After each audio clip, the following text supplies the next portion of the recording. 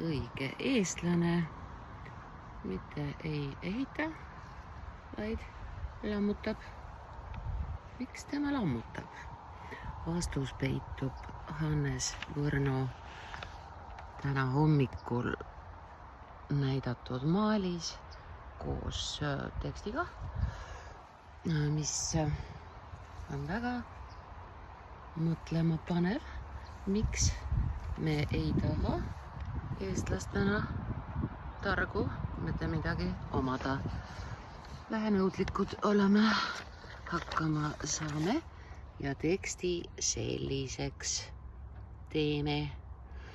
Vara maksustamine ehk see, kui ahnus muutub ametlikuks.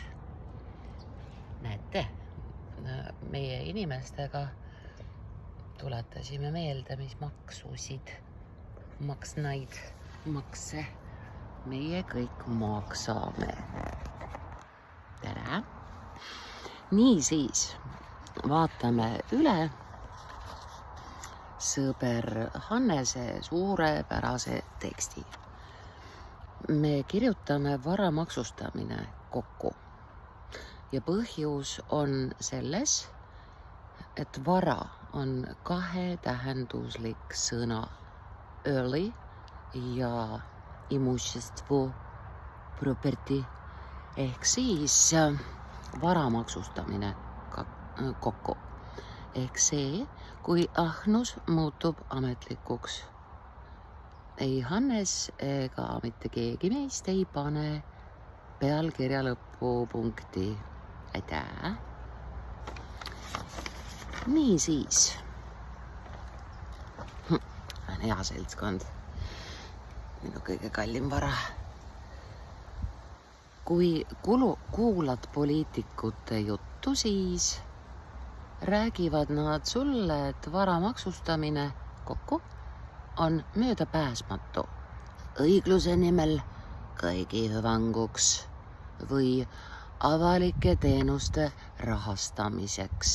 See kõlab küll justkui ära lenda kuhugi ilusasti, aga pole tõde. Ma teen ettepaneku kirjutada lühem vorm ilusti. Ilusasti on niisugune lohisevam. Üldse mitte vale, aga ilusti, vaat siis on ilusti.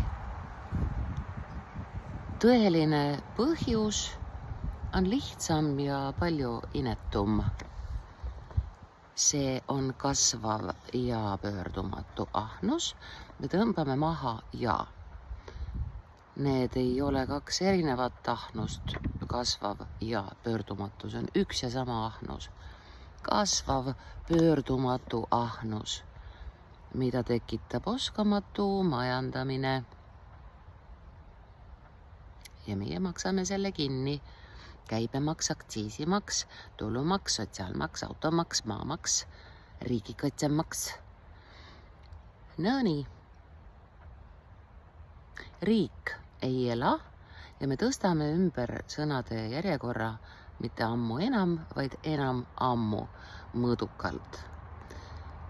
Seda me teeme sel lihtsal põhjusel, et ammu on vibu ja lehmki ei ammu selle peale, et riik ei ela enam ammu mõõdukalt. Sai hea. Ta paisub nagu pärm.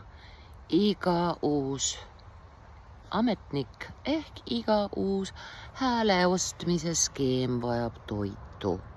Nüüd on mul puu peas. Kaunis. Ja see toit, koma, mu kaasteeline koma, on sinu raha. Need kaks koma tulid sel lihtsal põhjusel, et kõnetatav lauseliige liiginimetusega üte on alati komade vahel. See toit, mu kaasteeline, on sinu raha, kui enam ei piisa töötajate palgalt võetust, kui aktsiisid ja käibemaks on jõudnud ammu tervemõistusliku maksimumini, pöördub riik järgmise saagi ja mitte poole, kui ta pöörduks kellegi või millegi poole, siis ta kõnetaks. Aga ta tuleb kallale. Ta tahab seda endale krõmsa. Ehk siis saagi kallale sinu vara. Ma teen ettepaneku öelda varandus. Kusjuures see võib olla nii pisike. Selline ikka varandus. Jah, vaja. Selle turuväärtusest või seisukorrast olenemata. Miks? Sest kriisid, mida me näeme, pole taevast kukkunud, ei sealt kukuvad droonid. Need on aastatepikkuse mõõdutundetu, siis on tema omadussõna, mõõdutundetu laristamise ja vastutustunde puudumise tulemused. Lääneti õhku, trükiti raha, külledi-kolledi kassitädi, tõsteti prognoose, inflatsioon aga sööb kõike ja auk sokikannas muudkui kasvab. Vara maksustamine kokku on vaid sümptom, märk sellest, et senised maksud ei kanna enam süsteemi enese raskust. Alguses öeldakse, et see on ajutine.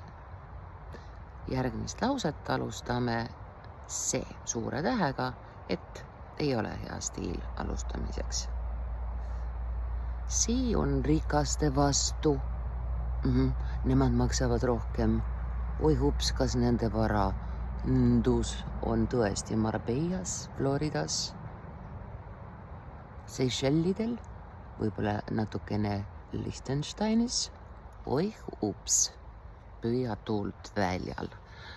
Tegelikult jääb see igaveseks ja tabab kõige rohkem neid, kes pole rikkad ega vaesed.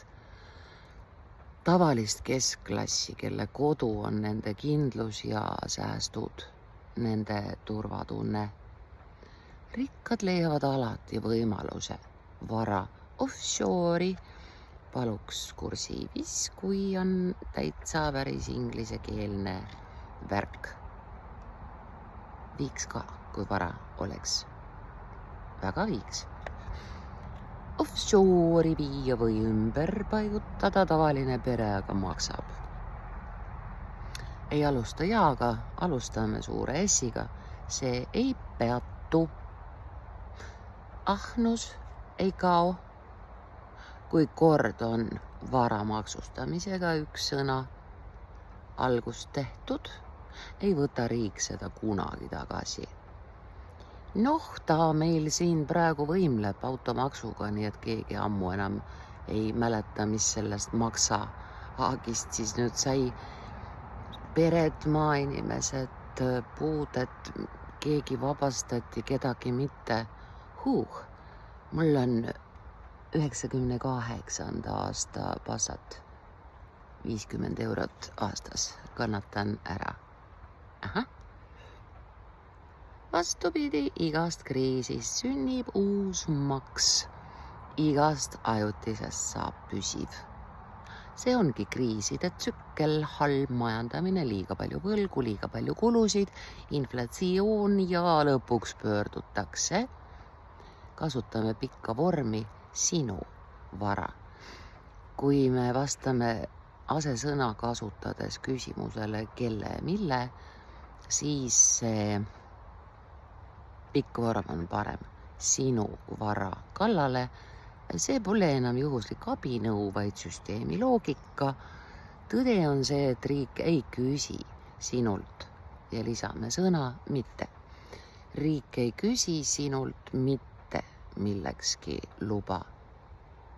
Tema võtab, pikk vorm mõjub veenvamalt, tema võtab. Sest tõmbame maha, alustame lauset verenäljane suure tähega. Verenäljane süsteem ei suuda Nüüd on Hannes kasutanud läbisegi 2 vormi. Süsteem ei suuda nüüd siis kas enam peatuda või end peatada. End peatuda on topelt enda poole suunatud. Sa siis vali, kas end peatada või peatuda. Nii on. Lihtne. Sestap küsi iseendalt. Nüüd sobib meile siin suurepäraselt koolon. Lause teine pool on siis nüüd see küsimus, mille sa endalt küsid, endale esitad ja ei ole õnneks vaja pilti kirjumaks muuta jutumärkidega koolon. Milleks ja kellele ma seda valimiste mängu kaasa teen? Teades, et mis tahes süsteemi, kui see on juba ammu otsapidi perses, paluks 2 S-i, kui juba siis õigesti, sest vaadake, seltsimehed, kui me kirjutame sisseütleva, kuhu me kõige sagedamini selle sõna kääname, persse, ja kui see on nüüd ilma 2 S-ita, siis ta on lihtsalt perse. Pardon, tsiteerin klassikuid, Saarest sõnaraamatus ka täiesti olemas. Ja et ei läheks segamini nimetav ja sisseütlev, kasutame 2 S-i. Just. Saab liigutada ainult väljast poolt süsteemi, mitte selle sees, endiste ja uutega samast künast isuga lätsutades. Ajamäärus varahommik 2025 kirjutatakse kokku. Näed. Ja ta nurrub.